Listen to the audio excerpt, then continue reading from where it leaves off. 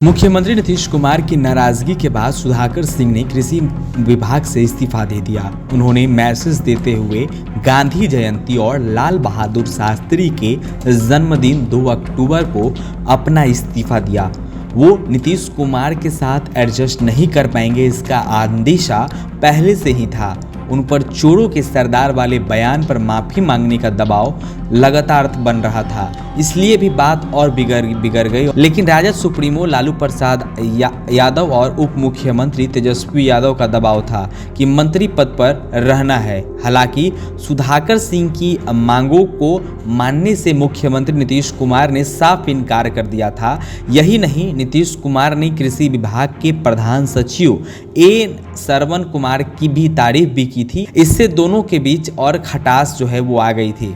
सुधाकर सिंह ने विभागीय अफसरों के खिलाफ आवाज लगातार उठा रहे थे। उन्होंने कहा था कि उनके विभाग में चोर भरे पड़े हैं और वे चोरों के सरदार हैं। इतने गंभीर आरोप के बावजूद विभाग के प्रधान सचिव श्रवण को कृषि विभाग से नहीं हटाया गया। उल्टा नीतीश कुमार ने श्रवण की तारीफ कर दी थी।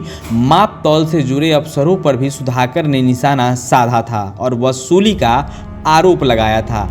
इन तमाम आरोपों के बावजूद किसी बड़े अफसर का ट्रांसफर नहीं किया गया। एक कार्यक्रम में सुधाकर ने कहा था कि कृषि विभाग का कोई अफसर पैसा मांगे तो जूते मारिएगा, मैं समझ लूंगा। सुधाकर ने विभाग के कई अफसरों पर कार्रवाई करने की बात भी कही थी। चर्चा है कि अफसरों की लॉबी सुधाकर के खिलाफ चली गई थी। सुधाकर सिंह पर 2013 में चावल घोटाला का आरोप नीतीश सरकार में ही लगा था, तब उन्हें जेल में भी रहना पड़ा था। इस वजह से नीतीश कुमार से उनके राजनीतिक रिश्ते बहुत बेहतर नहीं रहे। वो मंत्री बनने के बाद तक कहते रहे कि मैं तो कभी कहता हूँ कि मेरे साथ अन्याय हुआ है।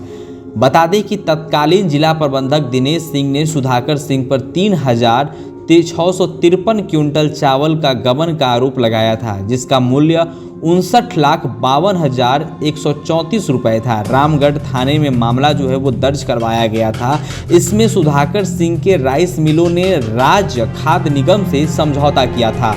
आरोप लगाया गया कि सुधाकर सिंह ने राज्य खाद्य निगम की ओर तय किए गए मानक से कम चावल ही खाद्य निगम गोदाम में जमा किया था। एक तरफ जहां अफसरों ने सुधाकर सिंह पर यह घोटाले का आरोप लगाते हुए मामला जो है वो दर्ज करवाया था, तो दूसरी तरफ सुधाकर ने घोटाले का आरोप राज्य खाद्य निगम के अधिकारियों पर मढ़ दिया था। सुधाकर सिंह मंडी व्यवस्था फिर से लागू करना चाहते थे, जबकि 2006 में ही नीतीश कुमार ने इसे खत्म किया था। मंत्री बनने के बाद सुधाकर सिंह ने इसे फिर शुरू करने की मांग सार्वजनिक मंचों से की थी। Bihar agriculture producer marketing committee APMC act यानी कृषि बाजार समिति एक्ट को पुनर्जीवित करने के लिए उन्होंने पत्र लिखा था। वो चाहते थे कि इस कैबिनेट में जो है लाया जाए।